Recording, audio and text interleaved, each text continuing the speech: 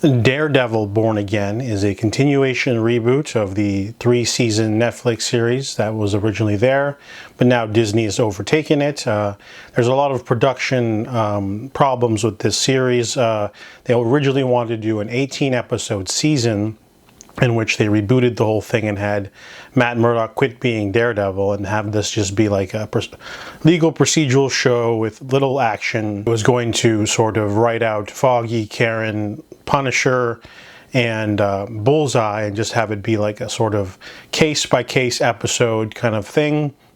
And then I think they filmed about 6 episodes before they rebooted the whole thing and said, nah, scratch that. People don't want to watch Matt Murdock, Lawyer Man. They want to watch Daredevil, unleash some punishment and beat criminals senseless with sticks and stuff. So they redid the whole thing, brought back Wilson Bethel and John Bernthal, Foggy and Karen, and the series feels a little bit disjointed still because of this.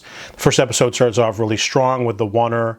It's Daredevil versus Bullseye, and then they do a time skip where Matt quits being Daredevil like the original 18-episode season.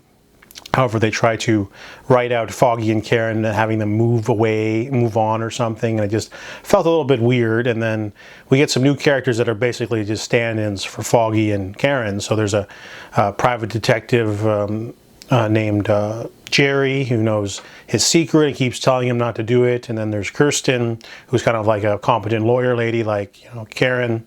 And then they do some fan service. They have some teasing. They throw in Punisher cameo here and there. And then it's mainly, though, Kingpin and Daredevil's story.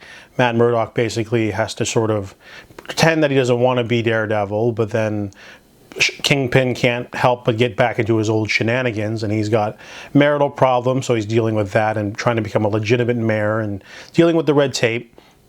There's some really great additions to new characters. There's a guy named Daniel Blake, who's like a sycophant of Fisk, wonderfully played by Michael Gandolfini, who's like really slimy, and he's a fanatic. And then there's Buck Cashman. He's like the new Wesley, basically. So, Kingpin's got a lot of cool little allies and stuff, but there's also terrible characters like Heather. She's like this terrible love interest for Matt. And then, minimal action, though. The first episode has the oneer, and they have like a bottle episode and a couple of fist fights, just Matt doing stuff. Episode 5 is a bottle episode, a little bit of action. Most of the action's episodes 6 to 9, though. We got a Muse subplot that's been teased for 2 episodes, and then the last 2 episodes is the confrontation.